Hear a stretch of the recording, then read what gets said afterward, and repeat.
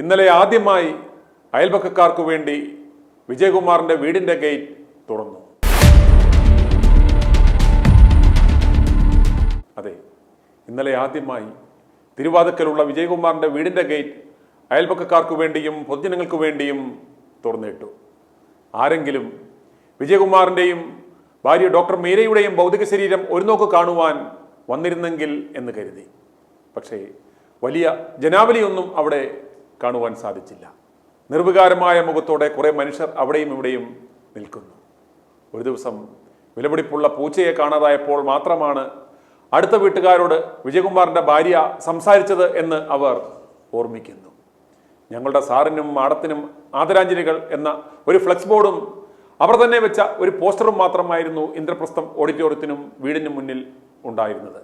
സ്വന്തം സമുദായത്തിൻ്റെയോ മറ്റ് സാംസ്കാരിക സംഘടനകളുടെയോ റെസിഡൻസ് അസോസിയേഷന്റെയോ ഒരു അനുശോചനമോ ആരും അവരുടെ പ്രസ്ഥാനത്തിന് മുന്നിലോ വീടിന് മുന്നിലോ വെച്ചിരുന്നില്ല.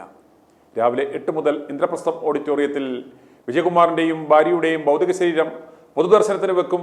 ഉച്ചതിരിഞ്ഞ് 3 മണിക്കാണ് വീട്ടിൽ സംസ്കാര ചടങ്ങുകൾ നടത്തുക എന്ന വാർത്ത അവർ നൽകിയിരുന്നെങ്കിലും അധികം ആരും ഇന്ദ്രപ്രസ്ഥം ഓഡിറ്റോറിയത്തിൽ എത്താത്തതിനെ തുടർന്ന് രാവിലെ 10:30 തന്നെ ഭൗതിക ശരീരങ്ങൾ വീട്ടിലേക്ക് കൊണ്ടുപോയി.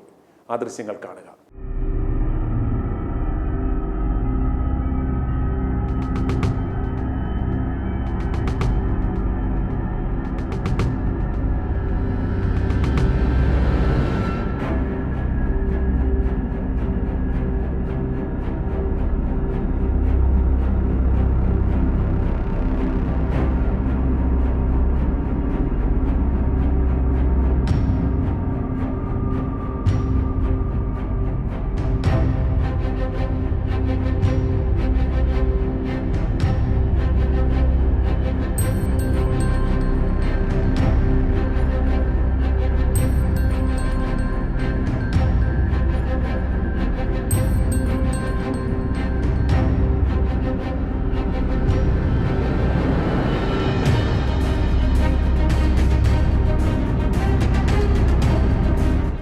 ഏതാണ്ട് 10:45 തിരുവാതിക്കലുള്ള വിജയകുമാറിന്റെ വീട്ടിൽ ഭൗതിക ശരീരങ്ങൾ എത്തിച്ചു.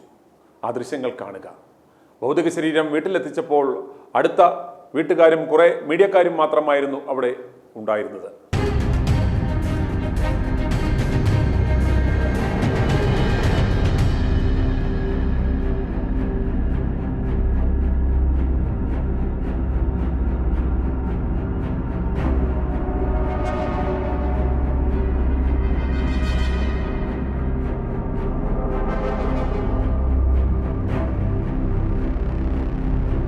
ഈ ഹാളിലായിരുന്നു രേവമ്മ എന്ന വീട്ടുജോലിക്കാരി വിജയകുമാർ നഗ്നനായി കൊല്ലപ്പെട്ട് കിടക്കുന്നത് കണ്ടത്.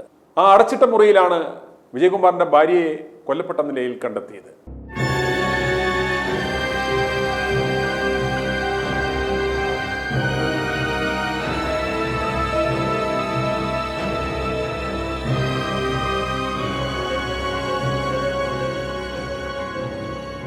ഈ കാണുന്ന സ്ഥലത്ത് മുൻപൊരു ആശുപത്രിയായിരുന്നു. വിജയകുമാർ ഈ സ്ഥലം വാങ്ങി അത് പൊളിച്ചു കളഞ്ഞാണ് ഈ വീട് പണിതത്. ചുറ്റോട് ചുറ്റും 10 അടിയിലധികം ഉയരമുള്ള കോമ്പൗണ്ട് വോളും ചുറ്റോട് ചുറ്റും CCTV ക്യാമറകളും പട്ടിക്കൂടും സെക്യൂരിറ്റി ഔട്ട് ഹൗസും ഒക്കെ അകത്തുണ്ടായിരുന്നിട്ടും കൊലപാതകി എങ്ങനെ വീടിനുള്ളിൽ കയറി എന്ന സംശയം ഒരുപക്ഷെ നിങ്ങൾക്കുണ്ടാവാം. ദാ ഇത് കാണുക. ഇത്രയും വലിയ മുൻവശത്തെ കതകിന് ചെറിയൊരു സാക്ഷ മാത്രമാണ് ഉള്ളത്. അതിനോട് ചേർന്ന് ജനലിന്റെ ഗ്ലാസുള്ള ഭാഗവും ജനലിന്റെ ഗ്ലാസുള്ള ഈ ഭാഗം തകർത്താണ് അതിലൂടെ കൈയിട്ട് ഈ സാക്ഷ എടുത്താണത്രേ കൊലപാതകി അകത്ത് കയറിയത്. മുകളിലത്തെ കൊളുത്തു മാത്രമേ സാധാരണ ഇടാറുള്ളൂ എന്ന് അമിതിന് നന്നായി അറിയാമായിരുന്നു പോലും. വലിയ മതിലും CCTVയും പട്ടിയും കാവൽക്കാരനും ഒക്കെ ഉണ്ടെങ്കിലും ഇത്തരം വലിയ കാര്യങ്ങളിലെ ചെറിയ വീഴ്ചകൾ പോലും പലരും മുതലെടുത്തേക്കാം. ഇത് നമുക്കും ഒരു പാഠമാവണം.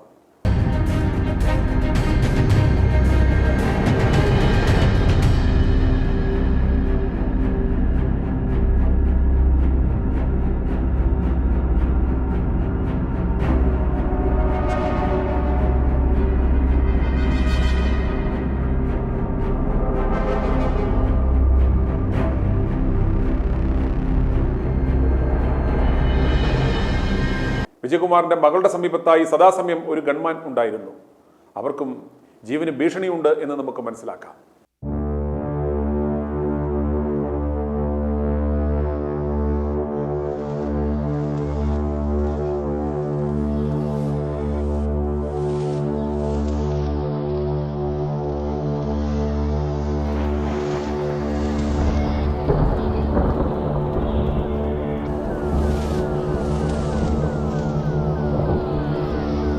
ഈ പരിസരം ഒന്ന് കാണുക. ഈ ഭാഗത്തായിയാണ് പട്ടിക്കൂട്.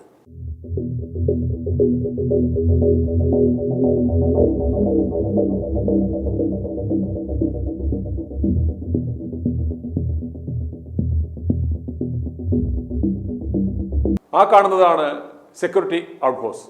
സെക്യൂരിറ്റിയായ ചെവിക്ക് കേൾവിക്കുറവുള്ള ആ വൃദ്ധൻ താമസിച്ചിരുന്നത് ഈ കുടുസുമുറിയിലാണ്.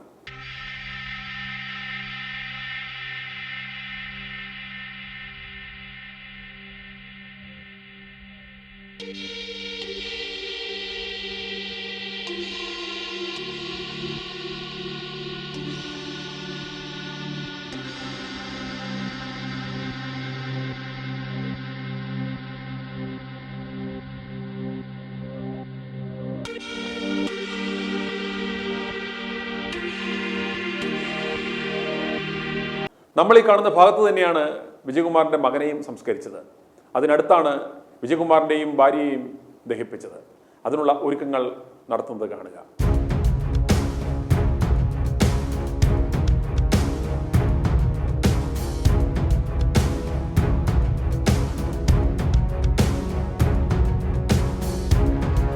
ഇന്നലെ ഞായറാഴ്ച ഉച്ചകഴിഞ്ഞ് 3 മണിയോടുകൂടി സംസ്കാര ചടങ്ങുകൾ ആരംഭിച്ചു. കർമ്മങ്ങളെല്ലാം വീടിനുള്ളിൽ വെച്ച് തന്നെ നടത്തി 3:30 മൃതദേഹങ്ങൾ പുറത്തേക്കെടുത്തു.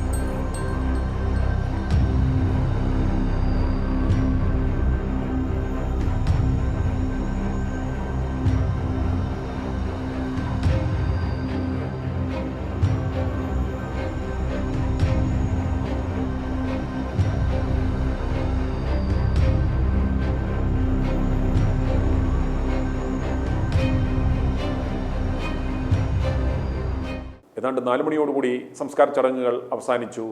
4:30 കൊല്ലപ്പെട്ട് 5-ാം ദിനം വിജയകുമാറും ഭാര്യ ഡോക്ടർ മീരയും ചാമ്പലായി മാറി. മകൾ വിതുമ്പുന്നതല്ലാതെ ഒരൊറ്റയാൾ പോലും സങ്കടപ്പെടുന്നതോ കരയുന്നതോ ഞങ്ങൾക്ക് കാണുവാൻ സാധിച്ചില്ല.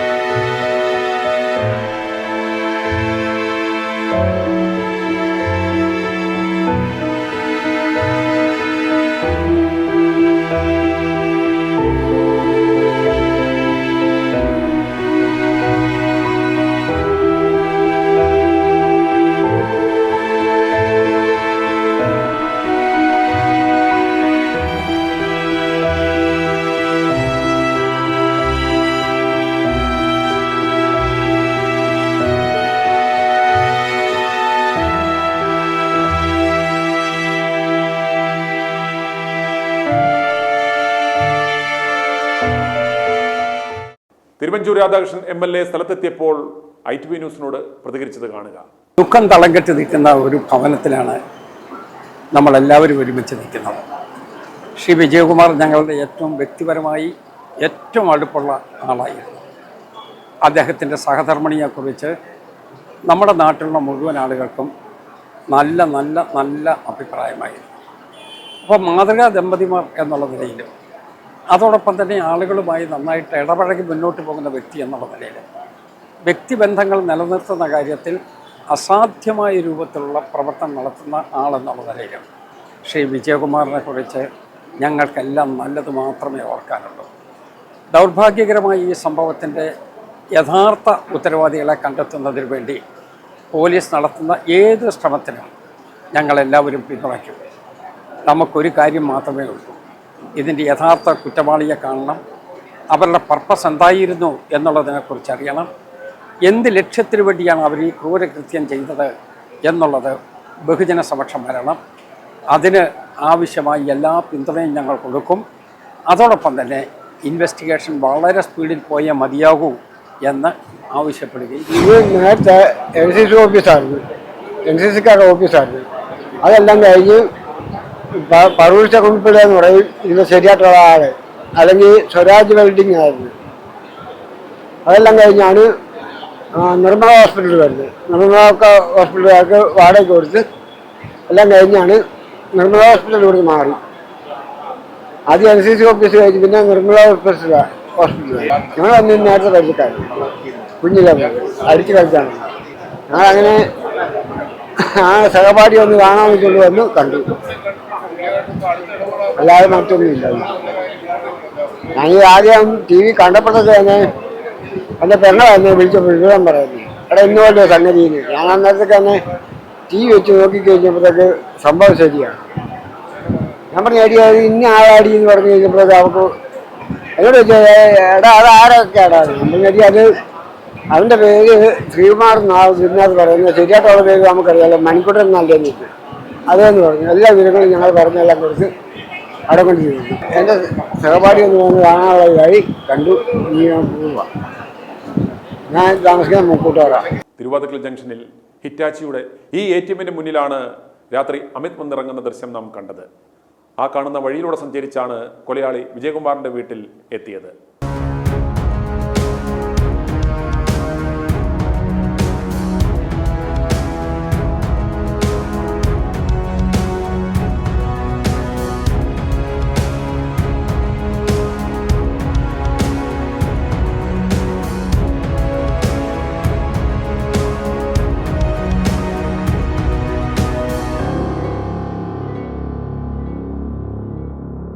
ഈ തോട്ടിലാണ് അമിത് DVR കൊണ്ട് കളഞ്ഞത്.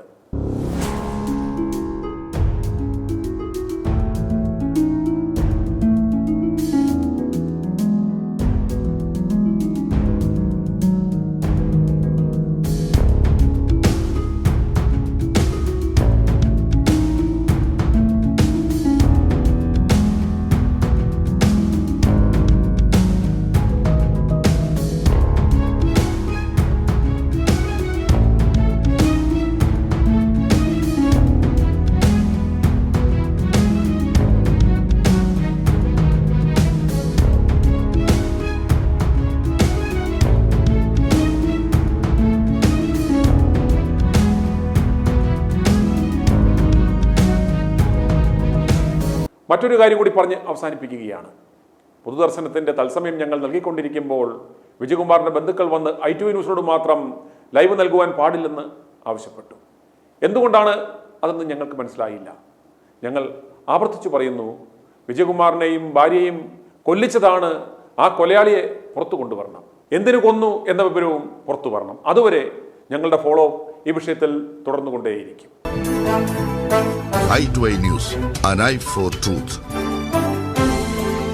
i2i News സബ്സ്ക്രൈബ് ചെയ്തിട്ടില്ലാത്തവർ ഇപ്പോൾ തന്നെ സബ്സ്ക്രൈബ് ചെയ്യുക.